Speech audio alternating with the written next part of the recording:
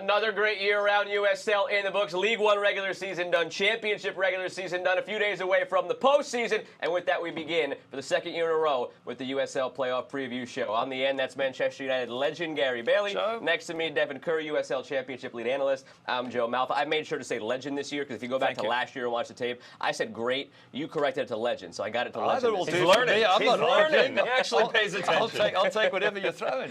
It's been a great year. Devin, you said it right from the beginning that you thought this could be one of the best USL Championship seasons of all time. Hard to argue that it wasn't. Had to be because, and remember, that statement came in the Birmingham-Tampa Bay Rowdies game way back when in March, right? Yeah. But the reason I said that was because of the testament of depth. It's the quality of talent. And I felt like the perfect signifier of all of that was on the final day. I kept saying October 15th, October 15th. The West is wild. The East is crazy. 8 of 12 games coming into the final day had playoff implications. The 9th one that I like to look at was the San Antonio game because they were on a record chase. You know, they could have set the points record. They could have set the wins and shutouts record. They fell a little bit short, but everybody, we were on our pins and needles looking around us going, who's going to make the playoffs this season? I thought it was great. It's quality, East and West, absolutely brilliant. And maybe the team that sums it up best, Czech Republic, get into a US Open Cup final, and that was brilliant in itself. And they're not the best performer out of the entire USL. I thought that was stunning. Top-class players, the level of player gets better every season. Hadji Barry going for big numbers. Josh Winder at Loose City, lots of teams keeping an eye on him. So I thought the quality was great. I thought there were surprises. Trying to think of San Diego beaten 5-0 by Los Dos at home. Yeah. Who saw that coming? Tampa Bay beaten by Charleston, who was struggling, for example. So it had that season where there were great games, excitement, and there were some big matchups. Loose City, Memphis, 6 red cards in 2 clashes. It had everything. It had literally everything, and now we'll see what we have in the postseason. The bracket here brought to you by Hisense, sponsoring the whole postseason this year. Note San Antonio, they've got to buy Louisville, they've got to buy. The rest of it begins on the 22nd. Got a game on there on the 23rd as well. A couple, actually. One in the East, one in the West. So you've got it covered this coming weekend. And we'll start with the top overall seeds. San Antonio, they fell shy of some records. They could have taken down a lot of records this year. They fell just shy, but just because you fall shy of them doesn't mean you had a terrific season, or excuse me, doesn't mean you didn't have a terrific season, and that they did. Top 5 in almost every major statistical category, right? I mean, outside of some of the aesthetics of what San Antonio looks like, this is still a very good team. And to me, I look at a number 1 seed and what could be, what has been for them, because historically that hasn't really boded well for the number 1 overall seed. But you've got good strikers. They did it in a variety of ways because this team played 34 games, just like everybody else this year. We understand that. But they used 33 different lineups. Understand that. Only once did they use the same lineup, and they didn't do it in back-to-back games. And up until Saturday, think about that, 33 games in a row, including week 1, they had players on an injury report. So Alan Marcita not only has them playing well, the number 1 overall seed, home field advantage, low knees that had come in, Adeniran, Jack Lint, you brought Christian Pirano back in, right? Like, this team has gotten better and better as the season has gone on. Good goalkeeping, good defending, and you're healthy. That is a scary thought for the number 1 team in the USL Championship. Just look here, Joe, at the headers. The headers, for me, are what make this team, and building on everything that's been said, it's the headers that are scary. They are so big. They are so strong up front. You've got Bailoni, who seems to me to be a really good player. Justin Dillon. You've got a couple of others that are 6 foot, and thereabouts. Adeniran comes in. Look how solid he is. So they come at you. They come at you from every angle, as Dev says. They put you under a lot of pressure. They're quality in every position. And then they bomb balls in, and you've got these huge guys getting on the end of them, and some of those headers were top class. So how do you defend against a team as good as that? And most teams this season have struggled. That's how good San Antonio are. Let's put a bow on it. 24 victories this season, falling just 1 shy, right, of the record, 17 of which have come in consecutive victories. Winning streaks of 3, 4, 4, and 6. 17 times they've been able to go back-to-back or further. That's also another thing that I look at come playoff time. And you got to win for them 3 in a row here to lift the trophy, not 4. They get the bye in the beginning, and the same goes for Louisville, coming off of a couple of years in which they fell just shy in the Eastern Conference Final. Thought maybe they retool, rebuild, a lot of the roster gone, a lot of new faces in. Wilson Harris, Enoch Mushagalusa. They retool from the defunct SKC too, and they just kept on rolling. There was never a misstep from Louisville, and they're right back on top. And it's brilliant how it's been done, and you have to give Daniel Cruz a lot of credit, is bringing in youngsters, especially more than one. You can bring in one youngster and always find a bit of space, but Musha Galusa is, 22. Wilson Harris, 22. Ray Serrano's a youngster. Josh Wind at 17 is now a regular at centre-back. And then around that, you have all the experience of the Ombies, Del Piccolos, all the guys who've been there for 5, 6, 7 years. It's a wonderful combination, and you would think bringing in youngsters, you'd be vulnerable. They finished top of the West. Another fantastic performance by Lou City. One of our personal favorites, Gary, as well, and maybe we'll talk about him a little bit more later, is Kyle Morton as well. I said coming into the season that he was the biggest offseason acquisition for a USL Championship team. I still maintain that because of what he's been able to do. The Golden Glove winner, that's great. That's an individual accolade that obviously comes with team presence. He set a single season saves, shutouts record. That's great as well. And then coming off of that, you alluded to it a little bit, right? Like there's the veteran presence. You've got the youngsters in there too. That front line, the fact that you don't have Cameron Lancaster all season long. And yet, Harris, Musha Galusa, and the guy by the name of Brian Omby, he sets the single season assist record last year. Ties it for Louisville City. He sets an individual goal record this year. He just shows you that regardless of age or experience or health, all of which are going up if you follow that trend there, he's just continuing to get better. The guy continues to stretch the game. He's not given enough credit for what he does within this team and within this league. Historically, people look at him and they look at other players, but when you look at Brian Omby, goals, yes. Assists, yes. But the leadership with young players like that is what pushes them to another level. I agree 100%. And it's leadership both in what he says, but also what he does. The ability to get the ball, to know when to attack, when to go at the opposition, and when to sit back and just get everyone to defend and try and counter-attack. Absolutely wonderful. Cam Lancaster. I mean, the fact that they haven't had him, as you say, all season. And he was top goal scorer last season for them. And I think he scored more than a goal every second game. Who does that at this sort of level? You don't. I know. I might tuck him in the back of the net a bit often, but if he's fit enough, and we don't know just how many minutes he can play, if they can throw him in and he's back to his old form, I tell you what, they're going to take some stopping, Lou City. I'm not asking you for a pick. We'll get there later in the show. We know how number 1 overall seeds sometimes have struggled in the history of this league. Just answer in the name of the team only. No reason, no rhyme, nothing. More likely of these two number 1s to make it to the final. Louisville. I said one word. I know. I'll just go San Antonio because he said Louisville. I mean, you got to give San Antonio some love after the season they've had. It's good to know. We got to have something to talk about at the bar later. Goalkeepers give the instructions from the back. They can't handle them when they are given to them. I said one word, just a team name only. We got there anyway. San Antonio, Louisville. We'll see how it goes. And you could win the ultimate World Cup viewing experience with the Hisense Playoff Sweepstakes, a grand prize of a Hisense 120-inch laser TV and $500 gift card. The Hisense Playoff Sweepstakes is now live, and it will run until November 13th at midnight Eastern. Scan the QR code for your chance to win. November 13th seems so far away for now, but it will go by in the blink of an eye by the time we get to the USL Championship final. Now, all year long, the West was wild. Orange County, last year's Western Conference winners, they're not in it, so there's going to be a new sheriff in town. We preview the Western Conference bracket coming up next as the USL Playoff Preview Show continues.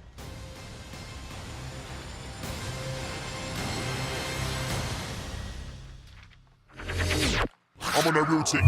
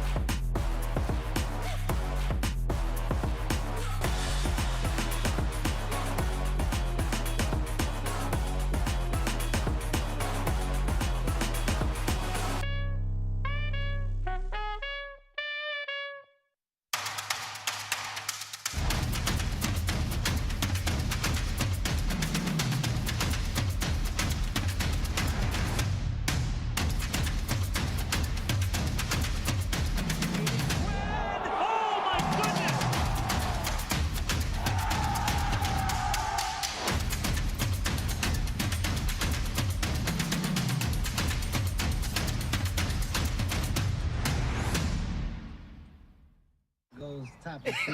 I mean, yeah, let's talk about today we're gonna go Yo, topics. roll it down. I am. You don't need a car to listen to Sirius XM. You can listen anywhere. You know that, right? What? Kevin Hart's Laugh Out Loud Radio. Kevin, you could use your phone. What? What? Alexa, play Kevin Hart's Laugh Out Loud Radio on Sirius XM. What? This is how I know you're getting old. I guess that was it. What? Welcome back into the USL playoff preview show. You got Gary Bailey, Devin Kerr, Joe Malfa. I didn't know who to introduce first because you forgot my name. I was going again between should I go legend or great, like we were saying. Gary's good. Just Gary Bailey this time. I don't need the honorifics every single time, do I? Just the once. That's good enough. Well, it's time to get into the Western Conference bracket here, and we start with Colorado Springs Switchbacks against RGV. You see that there, 3 versus 6. Then you've got Sacramento against New Mexico and San Diego against Oakland. That one takes place on Sunday, which is why I mentioned it last. The other two are on Saturday. And we open up with that matchup between Colorado Springs and RGV. And this is one, personally, Devin, you had the game on the weekend, San Diego, Sacramento. In-game, you asked me which matchup I was most looking forward to in the first round in the West. For me, it's this one. There's a lot of intrigue here, especially who is Colorado Springs without Haji Berry? When you just answered it, I would actually make the argument that even with Haji Berry right now, with Michi Galina, with whatever lineup they're playing, they don't know who they are because they've been so abysmal as the season has gone on. They've really struggled. This is a team that halfway through the season and then like a third of the way, we crowned them as the Western Conference champion, and for good reason. They had one of the best starts in USL Championship history. They were 8-2, 12-5 at the halfway mark, and since then, they're 5-8-4. That's not a good look. Then you start to get injury. Brendan Berg has rotated players. He's rotated systems. That has not necessarily been an issue in years past. The problem is now you don't have a Haji Berry, which, for my money, could be the MVP. We'll get to that later. When you don't have Haji Berry, you have a problem. When you don't have Michi Galina, you don't have a problem. The good news is for Colorado Springs that they've never had to experience both of them gone at the same point in time. But we saw a little bit of this last year, right? Michi Galina, tail end of the season. The record wasn't that great. You see what it's like with them. 100 goals scored in 50 games. 2 goals a game when the two of them are on the field. That's incredible. But on the author side of that argument, it's not as good. It's right around a goal a game. So that number drastically drops down. They were 1-3-3 in the final 7 games last year without Michi Galina. That looks to me like it's going to be a lot worse without one of the best players in the USL Championship and Haji Berry. Exactly that. One of the best players, top goal scorer last season. How do you do without that? Orange County lose Ronaldo Damos. See what happens to them this season. You need your goal scorers. You need guys who can score the big goals. And then you add to that the fact they've conceded 53 goals this season. That's twice as much. It's more than twice as much as San Antonio. Well, you can't be conceding and then lose your main goal scorer. It's going to get you in trouble every time. And then you compare RGV, who got 6 wins and a draw in their last 7. Wilmer Cabrera's got them playing really well. They look so good. They look so absolutely solid. Christian Pinzon, Jonas Fjellberg are scoring lots of goals. So one team's in form coming into this game, and it's a team who last season, remember at the Phoenix Rising game, had a little fun with them, didn't they just? So they can tough it out this side, and I've got a feeling that this is going to be a bad day for Colorado Springs. Think about it with Wilmer Cabrera as well. This is the guy who started the entire organization in 2016, gets an opportunity with the Houston Dynamo. As he steps away, they sort of maintained what he had built. So 17 and 18, still striking distance. That's where the phrase came, the place where dreams go to die, because HEB Park was one of the most difficult places in the entire USL Championship to get a result. They got away from that. Home field advantage slim. Wilmer Cabrera hasn't necessarily gotten them back to that point, but what he has done is asked a lot of questions about teams in front of him. Multiple managers have come to me within the past month and said, I don't want to play this team. They have talked about, the advancement on the attacking side, how they basically take 3, sit them up on that front line because they know defensively they'll be able to sit, withhold, and counter the other direction. I always look at what form looks like coming into the final stretch, right? Gary mentioned 6-0-1 in the last 7. Well, guess what? This team has the best record in the final 10 games in the entire USL Championship. They're 7-2-1. They are a scary team, home or away. This is the only team, if I'm sitting at home and they're coming on the road to my house, I don't want to play him, east or west, bar none. And especially that my house being Colorado Springs now, we look at the 4 losses and a draw in the last 6. So it's just not working out there. And the thing about losing someone like Hadji Barry is for Misha Galina and even Amo, suddenly the defenders can see you. They're not going, where's Hadji Barry and Mishi and whoever else? They've now got 2 to worry about. Amo's not going to score that many, so it's all on Misha Galina. Now you can double team him. It's a lot easier to deal with him. So it's not going to be the chances they've had before. At home, can they do it at Widener Field? Can't see it. So it's pick time officially. As we go through these matchups, we'll dissect them, then we'll pick them. Seems like we're all on RGV. I see no disagreements here, right? You're making the picks for us? Is that how this works? I gauged the room. I can read I'm a sticking with room. RGV. You're sticking with I've just RGV. said that about 3 times. Yeah. I have a hard time picking Colorado Springs, I will tell you. So I'm sure I'm going to get some grief from Brendan Burke after the end of this. But their form, lack of having Hadji Barry in there, I'll stick with RGV. Agreed. Again, it's probably going to be the most popular upset. It's almost chalky to pick the upset in this one of RGV over Colorado Springs, but at the end of the day, if we're right, we're right. So we'll go on to the next one now. San Diego, the number 2 seed, hosting Oakland Roots. That one, again, taking place on Sunday. Colorado Springs RGV on Saturday. So you get to see how things unfold on Saturday. And then San Diego and Oakland. These 2 teams, under the radar, don't really like each other. You talk about some of the rivalries that San Diego has formed with Phoenix and Oakland with Sacramento. These 2 teams, the last couple of years, have really gone after each other. And Gary, Oakland, you were the only person to pick them last year against El Paso. So I'll come to you first. Can they do it again? Yeah, they can. There was just something about them last season. There's something about them this season, even though they got beat at Pittsburgh in the final match over the weekend. The run before that, 4 wins from the 5 before that, I thought was very impressive. They actually won 3-1 at Torero Stadium when they took on San Diego. So they just have this ability, and they've got those 2 players out wide who are just massive. Azakar there on the one side and Rito bombing down the right. Every time we've spoken to managers who are going to face Oakland, they come up and say those 2 are massive. Yeah, because they are special players. Their quality maybe higher than USL quality. And when you've got them bombing down both sides, and I think one's got 10 goals, one's got about 6 or 7, very difficult to manage them. You can manage one side or the other, but both sides. So if they can get them going, you've got Ottar Carlson, of course, who only second or third in the top goal scorers. I mean, he's right up there. A few of them are penalties, but we'll sort of overlook that. Still a good finisher. So if they can get that form that they've shown under Noah Delgado, with the exception of Pittsburgh away, which was a tough match on the weekend, I think there's a chance they can surprise San Diego. And that bothers me because San Diego have been really good all season. And they've just gone off the boil towards the end, 2 wins in the last 8, and suddenly there's question marks about them. I think it's unfair. I think Lander's done a great job. But if we're looking at form coming into playoffs, their form now is not that good. We had a great conversation coming into the match between Oakland and San Diego. Joe Malfa and I were on it, and it was an interesting one because what did they have to play for? Now, that sounds terrible, but they couldn't get caught. They couldn't advance themselves. You want to stay healthy. You want to keep form.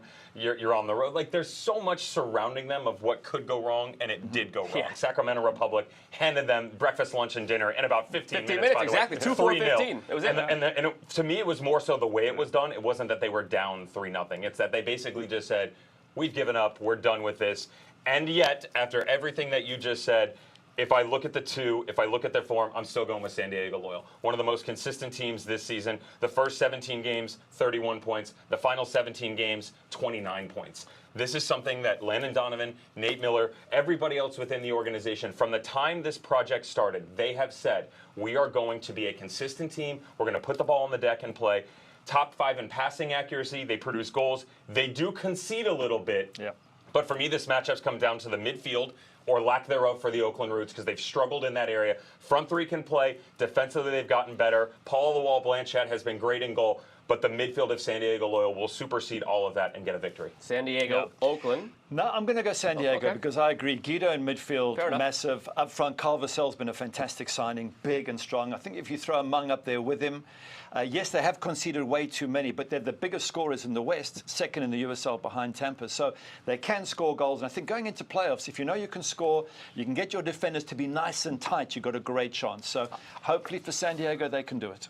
I'll take a page out of your book. I'm going to pick Oakland this year, and hopefully they can do what they did for course you he is. last year. Of course he is. Hey, you know what? One of us had to. Keep honor of last year. Again, this team, you mentioned they're conceding a lot lately. 2 goals against Orange County, 3 against New Mexico, 4 against Sacramento in their last 3 games. San Diego. I'll go Oakland, and we'll see what happens. Now you have the other team from that rivalry between Oakland and Sacramento in the next matchup. Sacramento hosting New Mexico United. We're on that game, Sacramento, San Diego. So we saw the opposite side. Sacramento going into the postseason on a high note. Sac. I don't even think it's an argument. I hate saying it because I have so much respect for Zach Prince and New Mexico United, their owner, Peter Trevisani.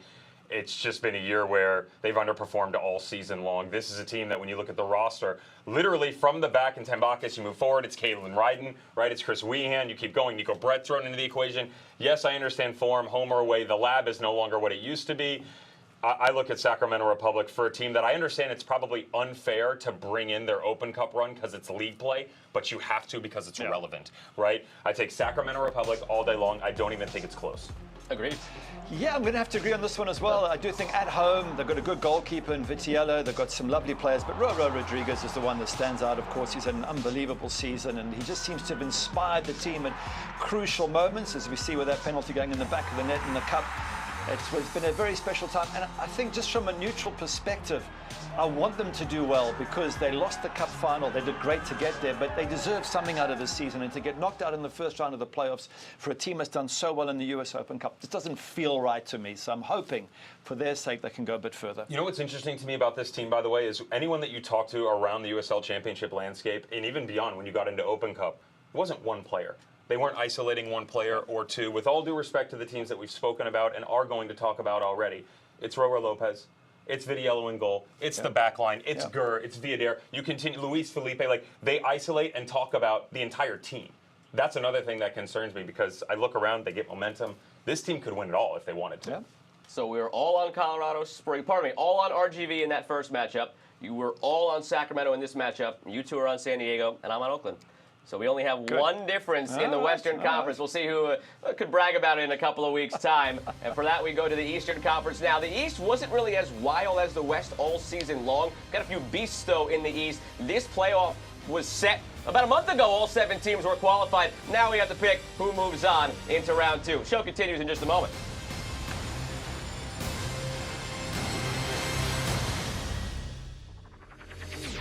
I'm on that real team.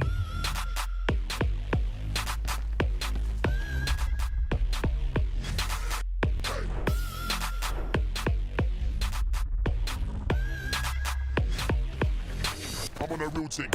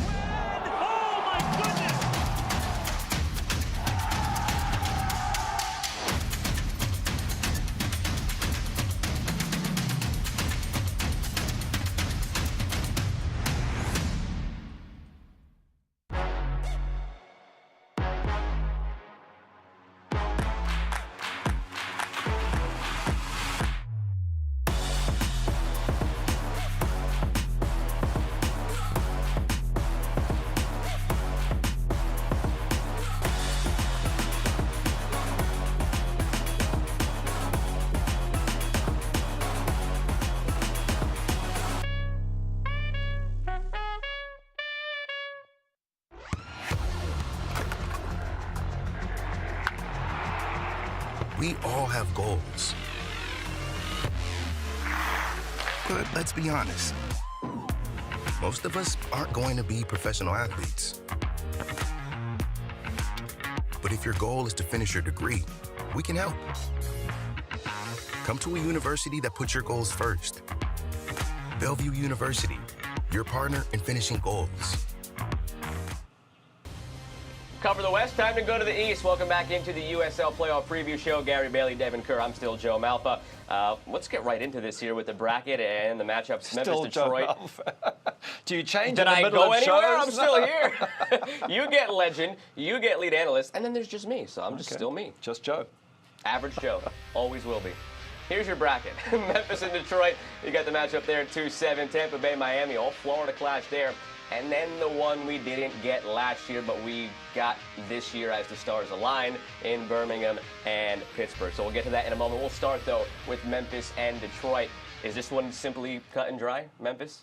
A lot of people are going to feel like it's not, but for me, it's Memphis. Historic season within the organization. Historic season within the USL Championship. If you remove San Antonio's ridiculous run in Louisville, setting individual records within their organization, you might be looking at the #1 overall seed in the entire USL Championship.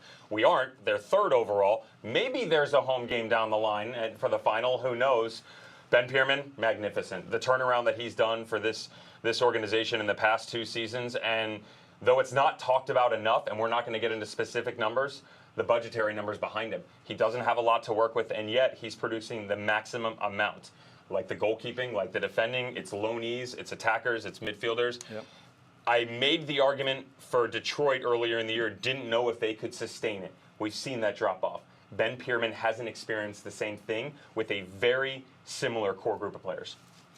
I'm going to go for Detroit, just because they've been an amazing team this season. And yes, they have dropped off. I get it. And maybe it's just been too much for them, and Trevor James and the players have overperformed in that sense, and now they're just running out of steam. But there's something about this. Maybe it's sort of similar to the town they come out of, but they're hard, they're gritty, they can get through games. Openo has been stunning. I'm just looking at his stats here, 11 assists, top of the assists in the USL, 7 goals as well. So he's driving them from the front. You've got Bryant at the back. You've got Steinwasser in goals, who's been really, really good. You've got them bombing up the left wing with Declan Wynn. I just think they're one of those teams that they'll grind, and they will keep grinding, and they will not stop grinding. And Memphis might underestimate them. And yeah, they've been great. Philip Goodrum, unbelievable. Ben Pierman, congrats. There's nothing I can say against Memphis. They are wonderful. But I just think Detroit are going to go there and work and work and work, and they might get a result. This is the first tie I have to break, and I'm going to side with Gary, because this Detroit team, you look around the 6 teams that are playing in this first round.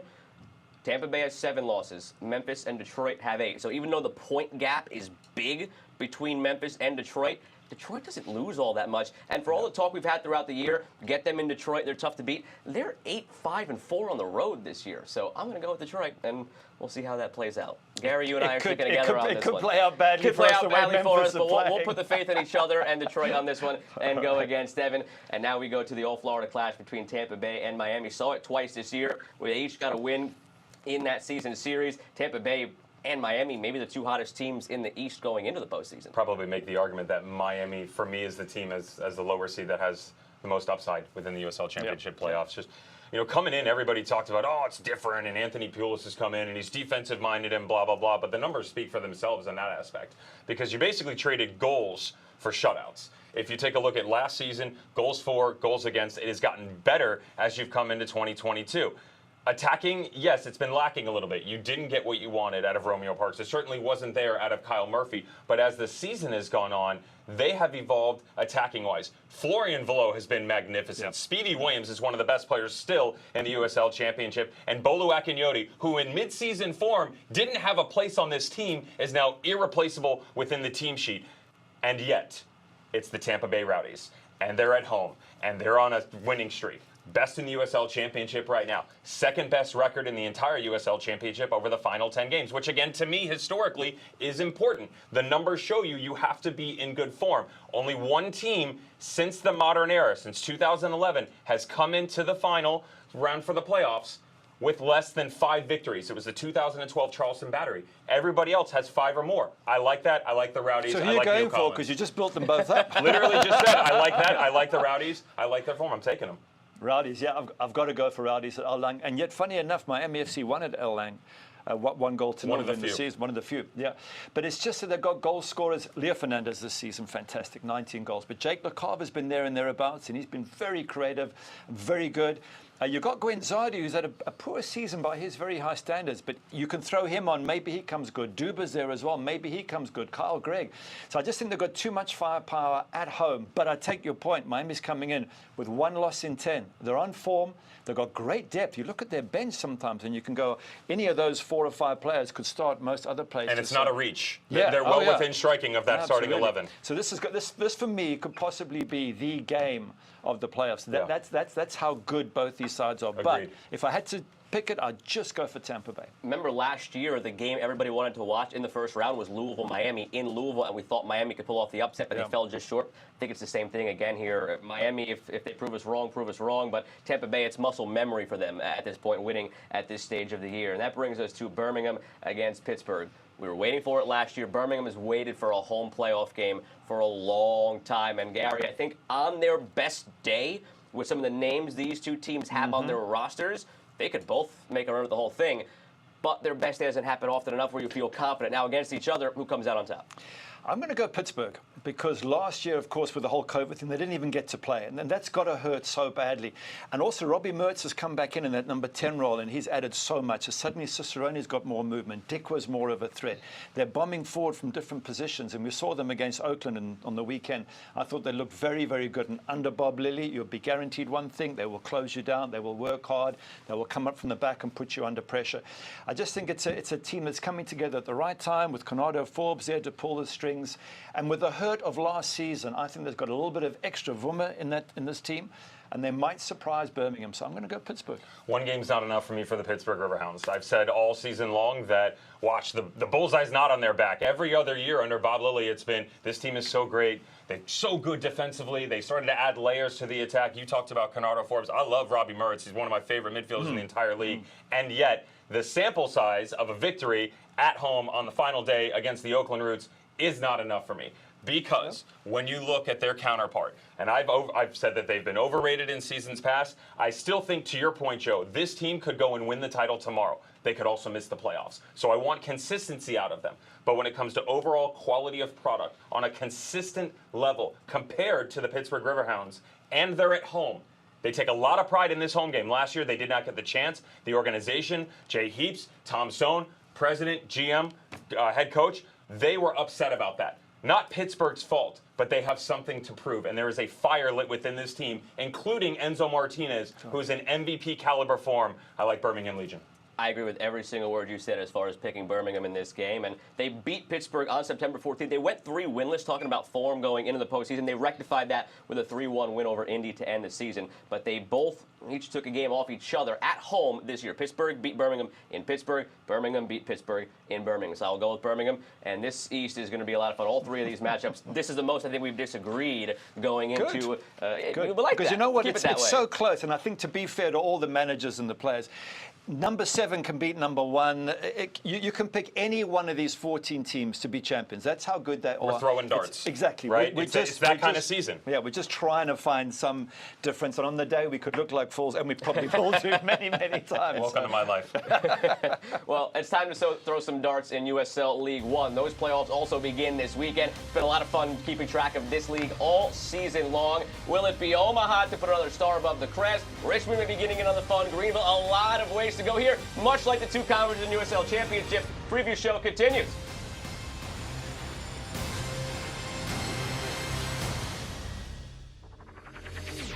I'm on that real thing.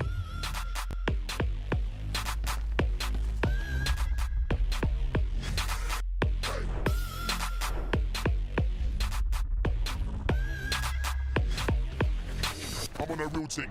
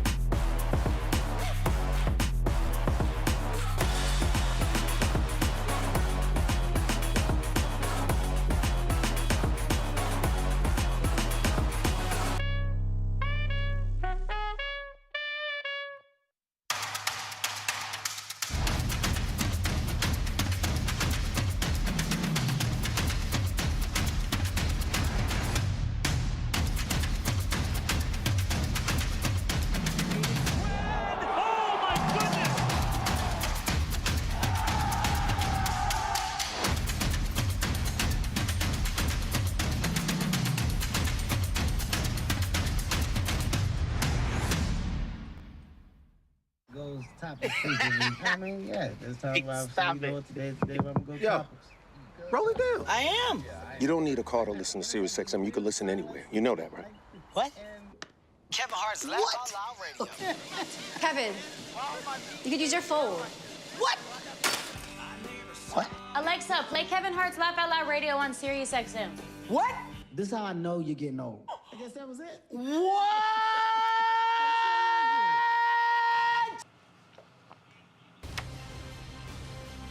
Welcome back, and USL League One is a focus now, and because both Joe and Dev know a lot more about USL League One than I do, I'm going to host it. I'm going to ask them questions. But let's start with a look at the bracket and take you through exactly who's playing who and how it looks, because there are two seeds that have a bye into the next round, and that is Richmond and Greenville Triumph. So just looking at that, both those teams in a great position as we look at the bracket.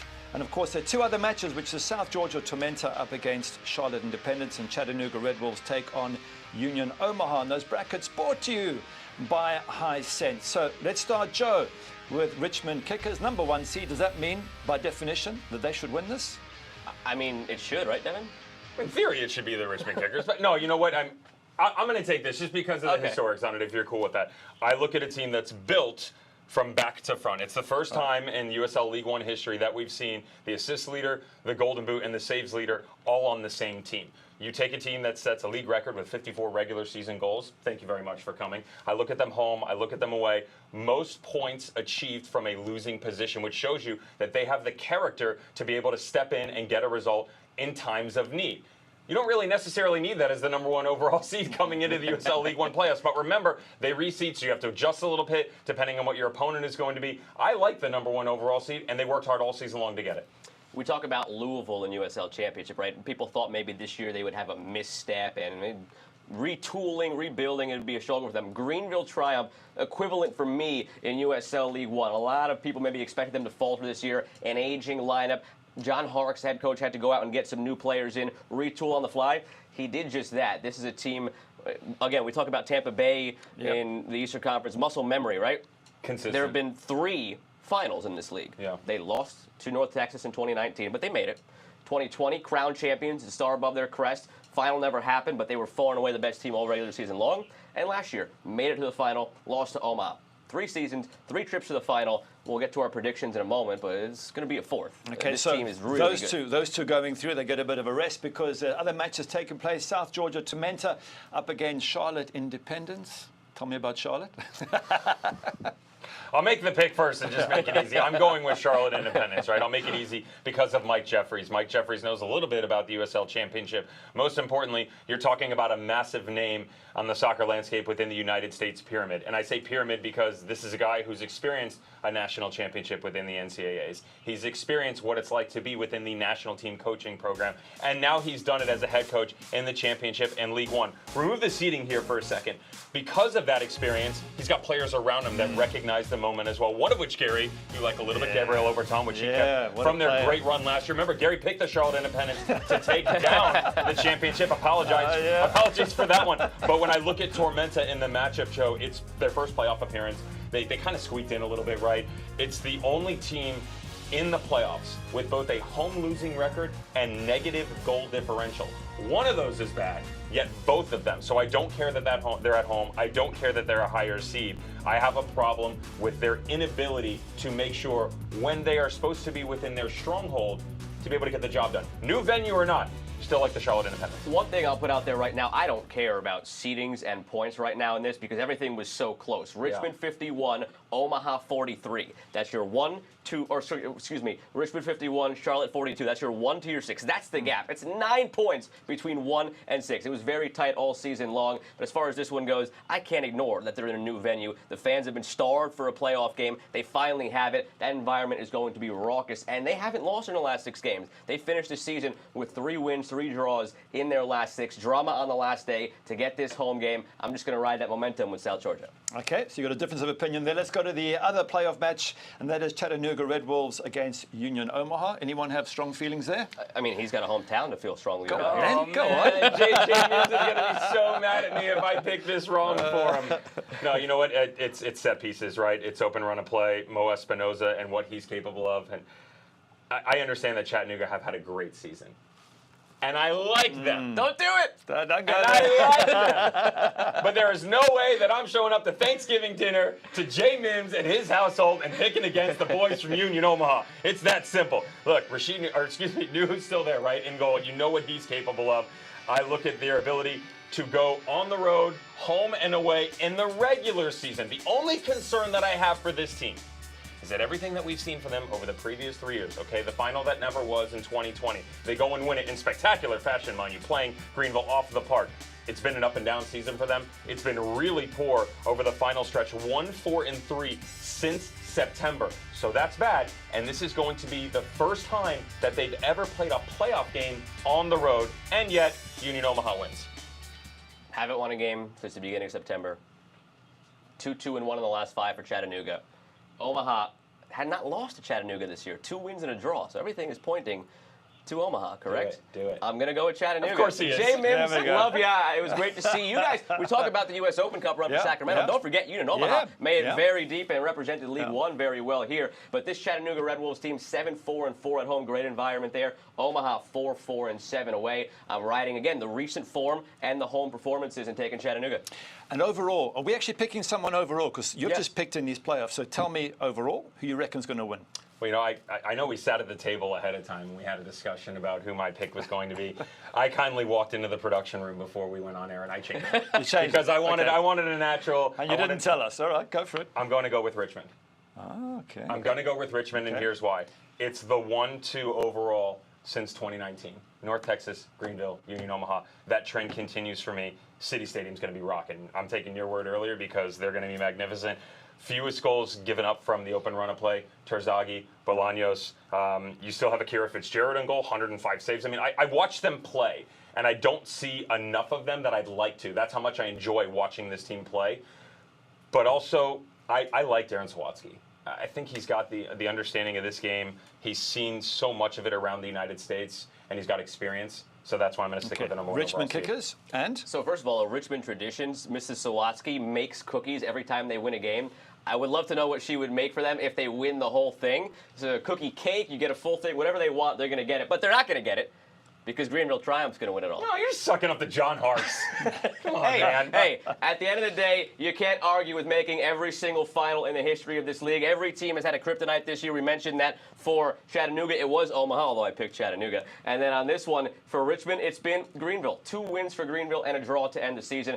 Muscle memory, really strong team. 1-1-5 since the start of September. They just don't lose. Same thing with Richmond, unbeaten in their last 9. It's going to be a great game. I can't wait to see these two out there at City Stadium. Gary, you have a pick as well. I'm going to stir it all up for you, but you actually picked the one that I want to pick. Oh, you didn't pick it. You mentioned them. The Charlotte Charlotte Independence. Oh, of course. Come on, Mike Jeffries, Gabriel Oberton, who's probably been cruising now. He used to play for United. He's sleeping and winning the MVP in his league. Hey, he's been asleep, so he comes alive. He can do a few tricks, and suddenly they go through and win it. Am I right? Maybe not. All right, Joe, you take over. I'll take it back, I guess, from there. Look, you guys are going to have plenty to pick from here in the next segment. Season awards, Coach of the Year, Goalkeeper of the Year, Defender of the Year, MVP. That's all coming up next. Maybe some arguing between you two. I'm not going to make picks myself. I'm just going to settle debates and keep things on track here on the USL Playoff Preview Show.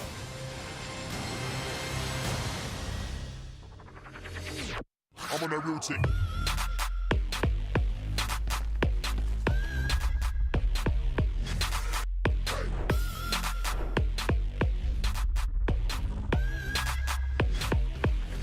I'm on that real team.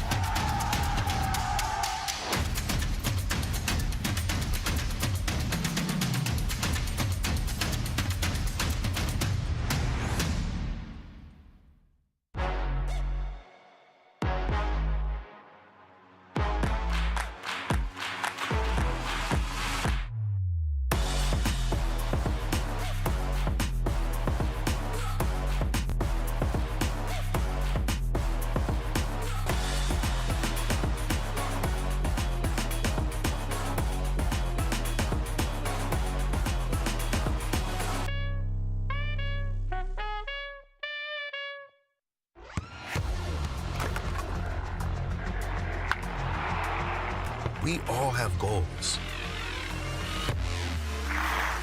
But let's be honest.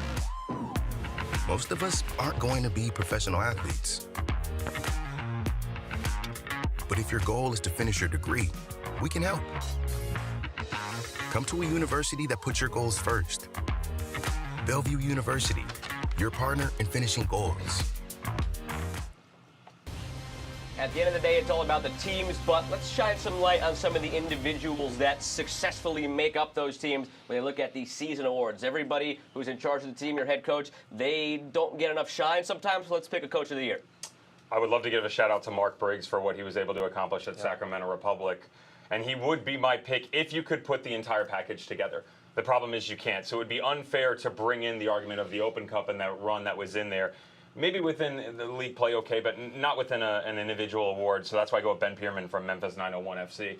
The turnaround within the organization, the tributes that he has to work with. There's not a lot of assets there, and yet he almost produces the Golden Boot winner in Philip Goodrum, who falls 1 goal short. He almost produces the assist leader in Aaron Malloy. You talk about possession, its completion, conversion rate. Everywhere on the field, this team feels like it has an MVP type player. And they have such a high mark in terms of totality of goals, wins, assists, you name it. I take Ben Pierman because of the turnaround. Though a lot of really, really good people could have won this award this year. Oh, yeah. I mean, Alan Marcina, obviously, because of how fantastic San Antonio have been. Landon Donovan finishes second in the West. Ben Pierman's finished second. Danny Cruz tops the West, the East rather. So, I mean, there's all of those, and each one has got a very, very, very good reason. I'm going to pick Trevor James because you're taking a team that comes from Nice, who at the start of the season, I'm looking at them with a tiny budget, and they've got one of the lowest budgets. I'm thinking they are going to struggle. They really are going to struggle. And they got off and played brilliant football. They've not been out the playoffs, I think, the entire season. They've made Keyworth a fortress there. They've really surprised a lot of people. And I'm just looking at the overall package and saying not just, have you won things, have you finished first or second, but how have you managed the overall situation? He's had to borrow players. He's got a goalkeeper who works as an accountant, Steinwasser, who comes in and plays. So I think under those circumstances, I'm giving Trevor James a bit of love. I'm glad you did shine some light on Alan Marcina, and the fact that neither of you picked him and all the records they almost accomplished this year, number 1 in the West, a testament to some of the coaches we do have around this league. Also have some terrific goalkeepers. Gary, I'm coming to you first for this one. We're right up your alley with this one. Goalkeeper of the year. For me, Carl Morton, because it's the goals against average. I mean, that's all you can do as a goalkeeper is, how long are you out on the pitch and how many goals do you concede, and his record is the best. So, again, you could look at Jordan Farr and say he's had a fantastic season. And once again, I'm sure they're looking at us, San Antonio, going, so we don't get the coach of the year, we don't get the goalkeeper of the year. They will get something, trust me. We're going to put something their way. But for me, it's just a pure numbers game. And on numbers, Carl Morton, I think, has been massive this season for Lou City. Again, it's hard to argue it, right? And almost my recommendation that I'm going to give isn't necessarily an argument, but more so another suggestion, because I love Kyle Morton. I think he's great too, and he's probably right there for me. I took Jordan Farr because he tied the single-season shutout record. Sure. I watched the way that this team plays. They're so expansive in transition, so much space. Gary, firsthand communication, the organizational aspects. Coming over last year, the emergency loan, San Antonio knew right away. Alan Marcina had been keeping tabs on him for such a long period of time. That's why they got the opportunity to bring him in. He pushed them to the Western Conference Final, and now he's got an opportunity as the number 1 overall seed to help them. Again, it's a tight argument, but I stick with Jordan Farr. You mentioned he tied that record. Could he have had that record? Absolutely. I think it's ridiculous that they don't give him this record, by the way. USL Championship, listen, the only reason Jordan Farr does not have the individual shutout record is why? Because he was a steward trying to be a professional. He stepped off a game in the 15 minutes to go in a game because Matt Cardoni, the San Antonio great, came on as a substitute for his final game to retire. Guess what? They had a clean sheet in that game. So go look at the numbers online. San Antonio FC has 1 more shutout than Jordan Farr. Why? Because they didn't give it to anyone. It's an absolute joke. What a mockery of a system. Now, Cardoni, correct me if I'm wrong, left to pursue a law degree. I'm sure he can find a way to fight Bring that. him in here. Get the shutout to Jordan Farr. It's a statistical nightmare. Help him out. Goalkeepers union. We've got a lot of power, trust me. Goalkeeper's best friend. Sometimes it's the post. More oftentimes than not, it's your center back or your left back or your right back. So how about the defender of the year? This is more up your alley positionally, your playing days. Defender of the Year? I think this is really easy. Yeah, to me, it's the only one that it's not even close, and it's really simple. It's Mitchell Taintor. Mitchell Taintor, I have so much respect for this individual as a person and a professional. Got an opportunity to pick his brain earlier this year, and we've had many a conversation since about how do we get better? How do I get better? As a person, as a player, on and off the field, statistically, he's a guy that he starts to rival everybody in defensive categories within the top 10s, within the top 5. He can defend in one-on-ones, in the air, and he can score a couple of goals too. If not for Sean Tosh, you're looking at the leading goal scorer from a defending standpoint in the USL Championship. Mitchell Taintor every day, twice on Sundays, and possibly for MVP. Yeah, I agree, but I think also I just want to give a shout out to Sean Tosh. 9 goals. Okay, I think 5 of them were penalties, but still, you got to step up and you got to do the business. Graham Smith at Memphis, 4 goals there, and he's been absolutely solid. And Michael Bryant at Detroit. I think they've all been wonderful. But again, if your team has conceded the least, and they are top of the table, you've got to look at their defenders. And Taintor's definitely the man of choice. You said maybe he's in the MVP conversation. It's time for the MVP pick. Is that a prelude to what you're actually going to do here? Is he your MVP? It's not. He's not, with all due respect. I wouldn't be surprised if he won it, and I can tell you right now, my guy's not going to win it, and here's why. Because he's not in the league anymore, but I don't care. He's a guy that is 1 assist away from winning the double-double. He's a guy that's set to league organizational record last year with 25 goals, tied the league record. It's Haji Berry.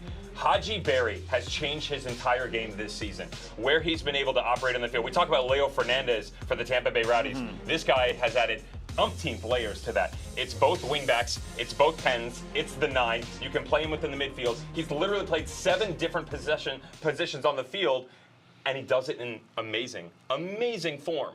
And yet he's not here to earn the award. They're not going to give it to him, but I don't care. I'm still picking him because he deserves it the most. I'm sorry, it's simple.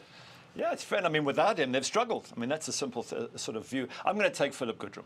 And the reason I do is he's followed Kyle Murphy, which was a hell of a player to follow, given that I think he scored 23 and 32 last year, Kyle Murphy. So you step in, you're under pressure, you're a young player, you know, a lot's expected of you, and you deliver, and you finish, what was it, 2nd in the goal scorers chart? So, and in fact, had he been allowed to take the penalties that Malloy took, he would have actually won it. He didn't take any penalties. So for me, Philip Goodrum, fantastic season, and a huge part of why Memphis have been so good. I don't have an official pick, but I would go Mitch Taintor. If there was ever a year for it not to be a goal scorer, this is the year. Give it to Mitch Taintor in my mind. That's our player prediction. Now it's time for the big stuff. Our USL Championship final predictions coming up next. Some of us had some success with this last year. Not all of us. More on that when we return in the USL Playoff Preview Show.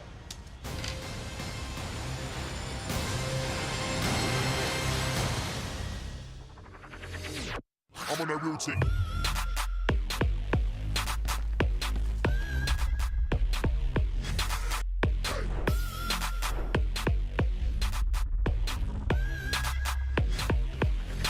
I'm on that real tick.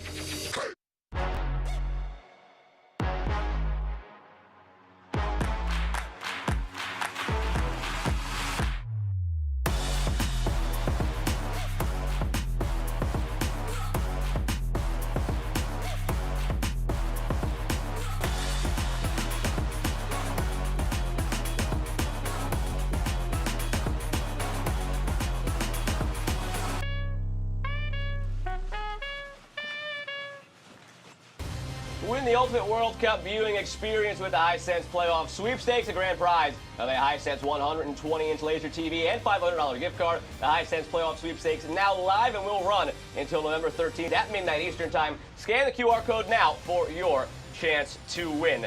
It is time to revisit the full bracket brought to you by Hisense. This is how it stands now.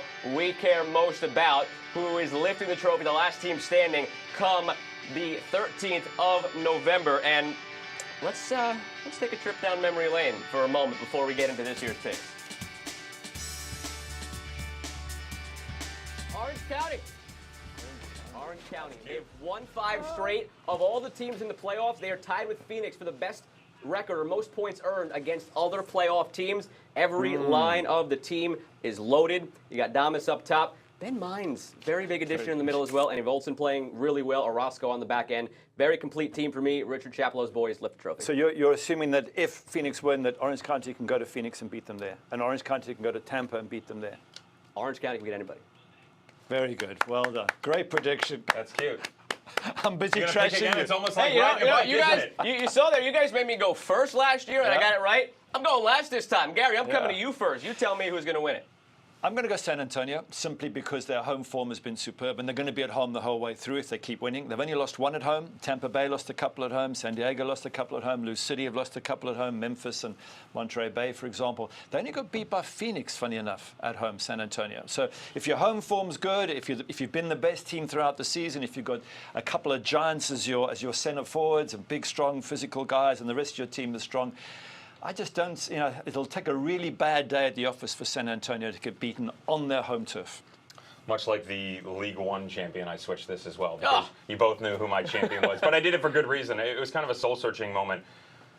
I picked San Antonio to start, and I'm not going to stick with them. And here's why. The Tampa Bay Rowdies have something to prove. It's not going to be a popular pick, but I see a lot of similarities for the Louisville teams up early on. The teams that went to the Eastern Conference Finals of the 15s and 16s and then win it back-to-back in 17 and 18. I understand that it's 4 years now under Neil Collins, but the layers continue to grow. You see off the field, they're starting to add things. It's the training facility, right? You've got some new players coming in. You've got new personnel coming in.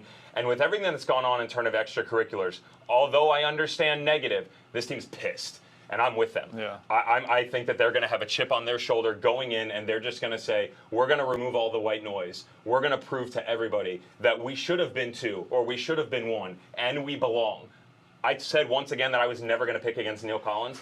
I'm not doing it now. So, I'll take the Tampa Bay So here's the Rapids. thing. We have given our opinions, and the coaches at USL have all gone, yeah, they want to hear your opinion because you got it right last year. It's almost like riding a bike, which obviously you don't know how to do, so feel free and tell us. That's actually true, and I'm very embarrassed by it, but facts are facts. What's also a fact is I apologize to the team that I'm about to pick because the odds of me getting it 2 years in a row are probably slim, correct? Broken clocks are only right twice a day, but here's the thing. Listen to that statement. Twice a day. Twice. Go on This there. could be Go that on. second time. Sacramento Republic. And here's why. Yes, it's a team that has struggled coming down the stretch here. They didn't have anybody to really chase. They were too far away from switchbacks. They weren't really chased by anybody. They were too far ahead of New Mexico. They were coming off the Open Cup. It was just a lull for them. I don't want to say that they didn't really care, but it was tough to care. Human nature takes over at times. Defensively, terrific. At his best, Danny Vitiello could be the best goalkeeper in the league on his day. Defensively stout, goalkeeper stout, midfield terrific. 9 has been an issue here or there. Malik Foster has given him 7 goals down the stretch of the season. But what I can't argue with, and you mentioned it, Devin, when you were talking about Coach of the Year, you have to separate it out. You can't give it to Mark Briggs because of something that he did outside of the context of this league. In this context, I can evaluate that. And this team knows how to win in single-game elimination. I think they're going to win at home in the first game.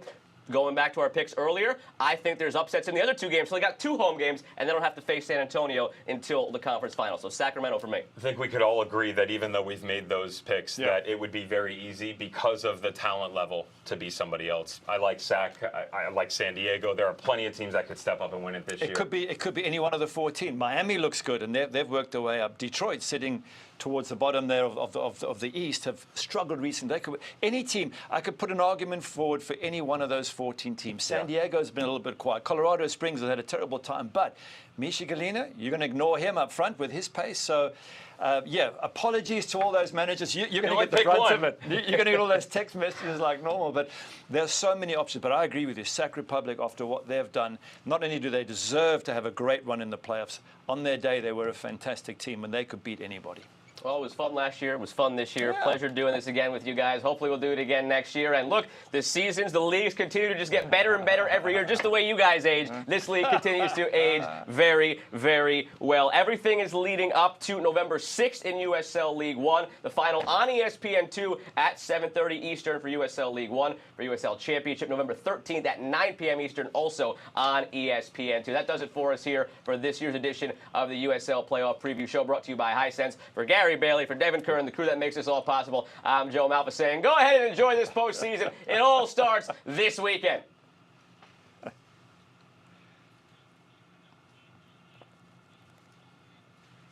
This copyrighted telecast of the United Soccer League Championship cannot be retransmitted, rebroadcast, or reproduced without the expressed written consent of the United Soccer League Championship.